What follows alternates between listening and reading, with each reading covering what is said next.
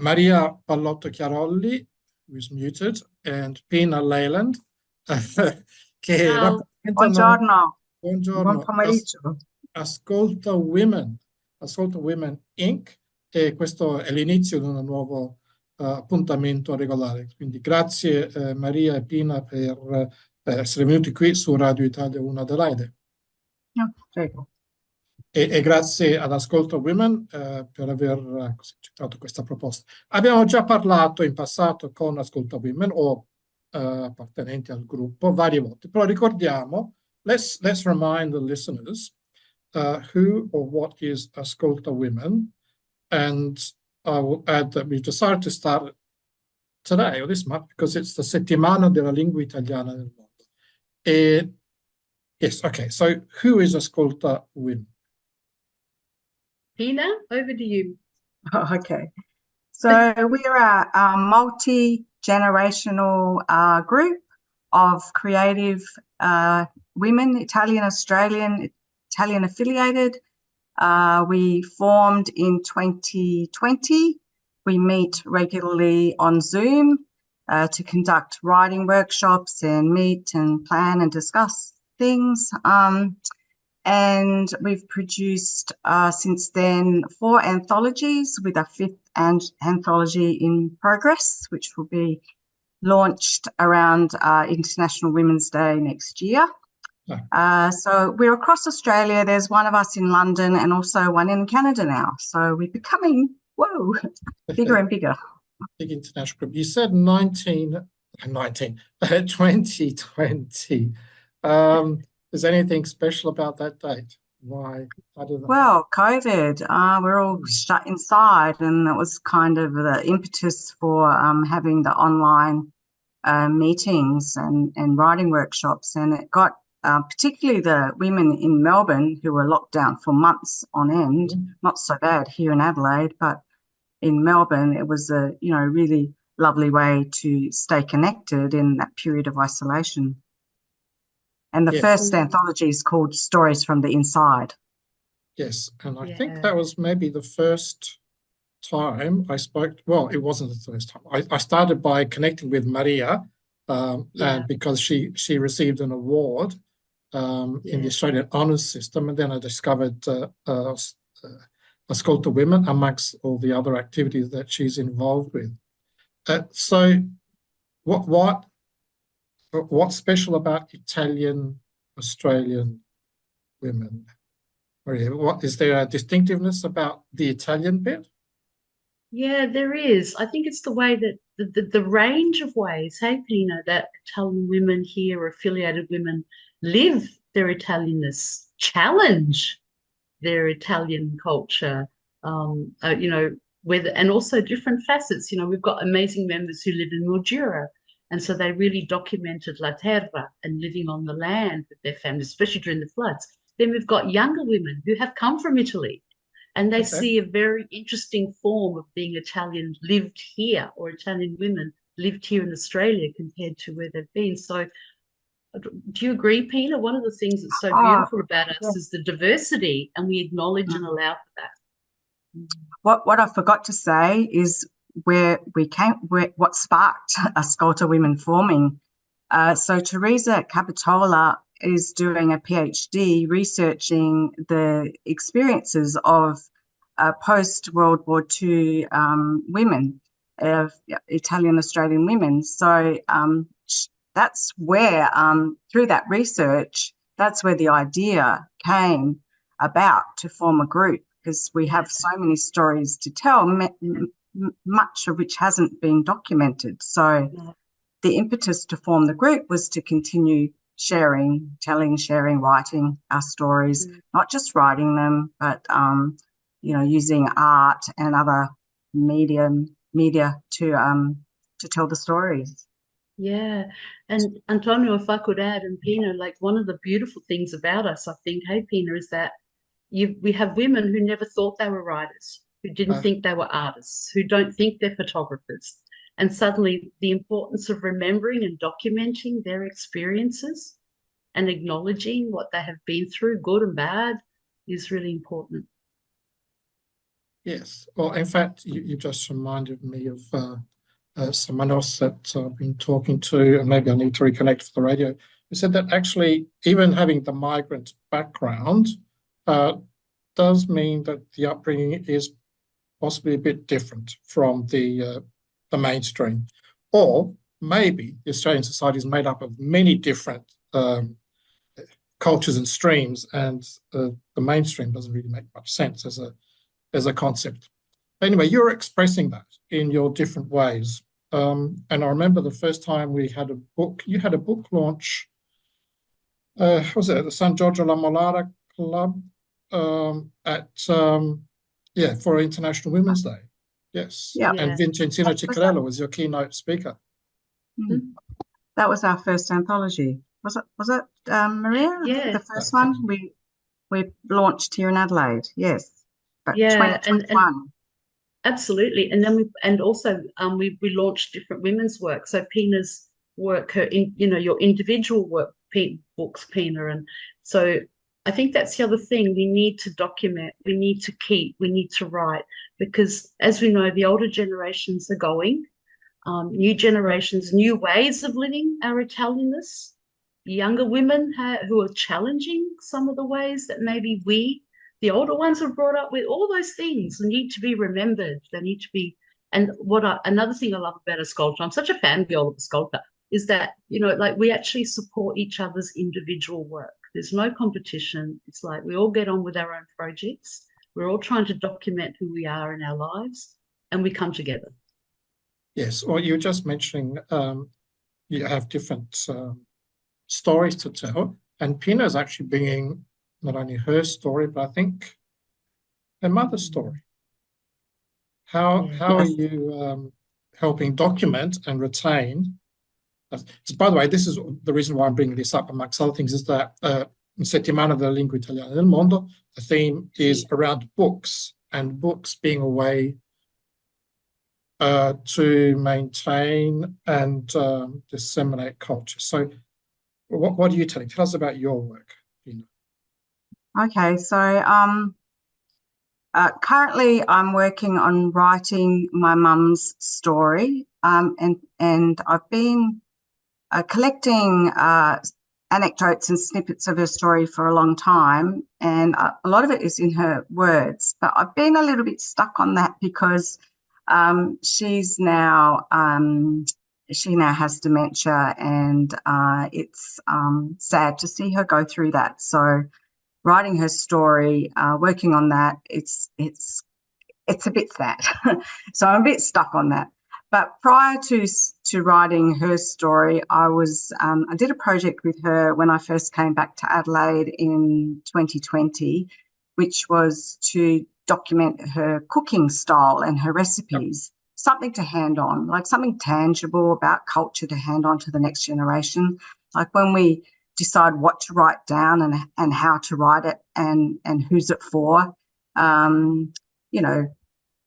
food is so integral to our culture. So I thought I would start with that. So we did a project together, 100 days, 100 recipes, where she did the cooking and I observed and I measured and I weighed and I wrote down what she did and I photographed and videoed because, it's performance art. Everything that she did cooking-wise was, she did it from memory, from no recipes.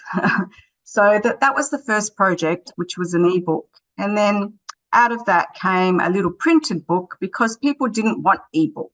They wanted, a tangible book. So that was the next thing that I put together. And the life story book is the next stage on from that. Okay. I've been thinking about, your question about, the importance of books in promoting culture. And of course, we're writers, we're readers, we love books, and we're going to value books and think that it's going to promote culture. But in my experience with my family, a lot of the language is not written because they speak their traditional language. Like in my mother's case, Mondrascian from Monteodorisio in Abruzzo, and my father, Wastarel from Vasto in Abruzzo, infused with Italian and English and Strine. It's, quite a... Okay, so it's not what we would have called in the old days the dialect. Is the, as you said, the infusion of several, the melding of several languages together. Now, you said in her words, in your mum's, are these words in English or Italian? Okay, so look, I've written it in English because I've written some of what she said in my attempt at writing dialect. There's no rules about writing, you know, Mundushan. There's no rules, so you kind of writing it phonetically, and I've been reading how other people write it. And there's this really interesting guy called Marino Cardelli, which I stumbled across recently. He's got a YouTube channel called Il Pretuziano. Ah. And he does YouTubes of Barzaletti in Abruzzese. So I've been listening to him and the way he speaks, and it's not written, but it's just kind of, you know, like research to see what people are saying and how they're saying it. So we're in Australia. If I want people to read her story, it's got to be in English, but I pepper it with Abruzzese words and Italian words, infuse it. Well, that's an important reflection of our reality, being in across different cultures, and maybe that also helps us move beyond multiculturalism to interculturalism. We can pursue that in a minute. Let me send some messages from our sponsors, and we'll come back to speak to Pina and Maria. Racconta la storia di una ragazza che viveva la rosa bianca. Mentre sua madre alla Pina, lei cantava.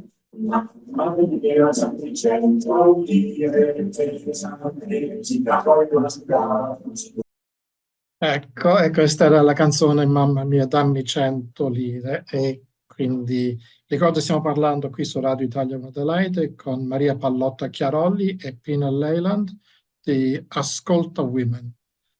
E stavamo parlando di canzoni prima e Pina ci ha detto: ma questa è una canzone interessante riguardo... Perché è interessante, Pina? What's interesting about this song? Just the harking back to migration, the young woman wanting to leave her village, the mother resisting, the brothers encouraging, give her the money, let her go. Yeah, interesting. So that's probably, I would say that song harks back to even before that diaspora, post-Second World War diaspora. I think that dates back to migration to America, pre-World War II. Yeah. Yeah. And my mother's family, they all, sorry to interrupt, they all dreamt of, you know, the American dream. The whole family were wanting to go to migrate to America. Two of the uncles, my mother's uncles, managed to get into America. But by the time, you know, they shut the doors. So my mother's parents were waiting and waiting to be sponsored, and it never happened. So interesting. Sorry I interrupted you, Pina. For me, the song resonates because, again, the differences within our group, Antonio, and the different stories we have to document. Some women didn't want to leave. Some women were proxy brides. Hey, Pina. Some women came to Australia or America and found their lives were not the dream that they had been promised. Other women, like my mum, begging to leave the village, just needed to get away. She was so different to things there. And so, you know, how do we document all of those? Yeah. My big question, and I'm struggling with this every day, is what do we pass on? Like, we can't sugarcoat everything. The truth needs to be told. But what do the next generations, the future generations, you know, what are they going to feel proud of? What are they going to want to know? Do they need to hear it all, or should we filter it? That's what I'm grappling with at the moment. Well, you just reminded me of a story of my grandmother. Okay, two stories. My mum's father and the mother. He had a brother in America, and by the time my grandfather wanted to go, he couldn't. As you'd said, the borders had been closed. but my grandmother, they met here in Australia, but at one stage she'd written a letter to her parents asking for money to go back. And then in the morning she got up and ripped it, and it never happened. Wow. So her life was very different here compared to what she had in Italy, and it wasn't always easy. Yeah, now we'll get in a minute, very shortly, to talk about what's coming up next, what future events you have. Pina has already mentioned about an anthology coming out next year in March. Maria, can you remind us about what you've been doing? Oh, in my own work, yeah, I'm actually, Pina's thrown this incredible question that really follows my work everywhere. What do we want future generations to know? And I'm still working on, it's almost finished. It's with the publisher, Mobs and Wogs. Yes. And again, you know, working with First Peoples and Italian, Greek, Maltese. Yeah, you're right, Pina. There are some stories that are very difficult, but most people want them told so that we learn from the past. We carry the courage, the strength, the fortitude, but we also learn that there was joy, there was celebration, but we also learned that we can't repeat the mistakes of the past. So I think that question's brilliant, Pina. So that's what I'm working on at the moment. And AGMC and you, Antonio, very amazingly interviewed me years ago from the Victoria Pride Centre. Yeah. And we have a lot of our LGBTIQA+ celebrating their 20th anniversary of AGMC. And they come from diverse cultures. Elvira Andreoli was there playing music, and Vittorio Perri, and so many amazing people. And again, that feeling of, in some ways, our cultures have got better, life has got better for our younger generations, but there's such an urgency to know what happened, to know what wasn't possible once. So, Pina, what a question for the next event. Yeah. And you, apart from the anthology that's coming out in March, I know you have other projects on the boil and maybe some events before then. The next one coming up here in Adelaide is Prosecco e Parole, which it will be the 3rd year in a row that we've hosted this under the umbrella of Adelaide Italian Festival. Nice. So on the 8th of November, we're trying to do it on a Friday night this time, because first time was a Sunday afternoon. That clashed for a lot of people with family events. Then we tried a Saturday afternoon. Now we're going to try a Friday evening, because we think having a glass of Prosecco in the evening, that kind of makes sense. So we're going to do that 8th of November, 6 to 8. We have a glass of Prosecco, or if people don't drink, we'll provide an alternative. A nibble, and then 7 of us will do readings from the latest anthology, Stories from La Terra. Just a little taste of what's in there, because it's quite a big volume, that one. It's the fattest volume that we've published. So there's a lot in there. Okay, so, Stories from La Terra. So what's the theme in that?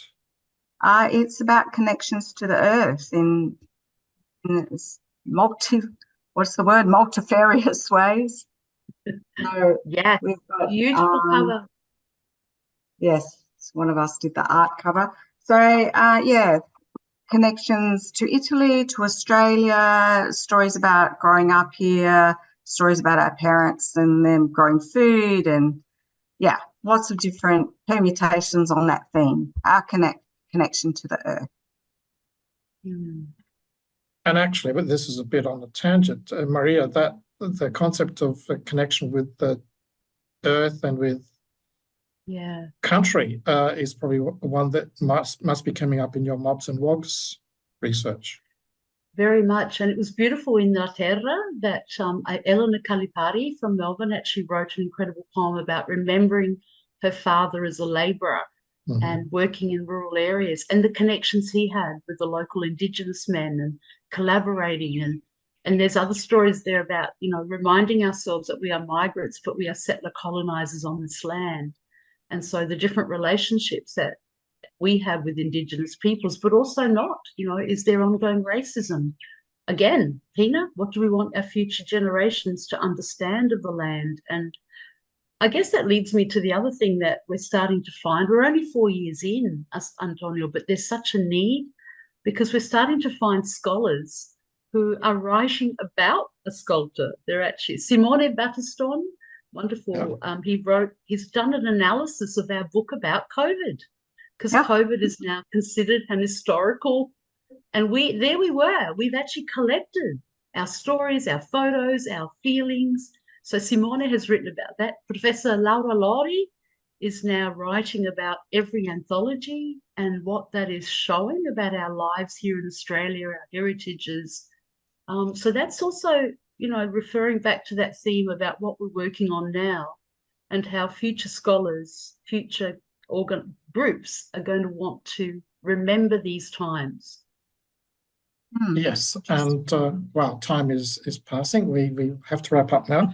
So I think we'll have a short version of that song Bella Ciao that Maria was talking about earlier before you went to air. Briefly, what's significant about this song? I think it's again that theme of La Terra. These were women. It's now been taken on as a global protest song. These were women knee deep, suffering in the rice fields of northern Italy. And before we go, Antonio, ascoltawomen@gmail.com. Please, listeners, buy our books, attend our events, ask us questions. And you can find Prosecco and Parole on the Adelaide Italian Festival website and on Facebook, no doubt. Tickets on Eventbrite. Brilliant. Okay, thank you very much to Pina and Maria. And andiamo con Bella Ciao, interpretata da Giorgio Gaber. Thank you so much. Ciao. Grazie. Ciao Pina, ciao Antonio. Ciao.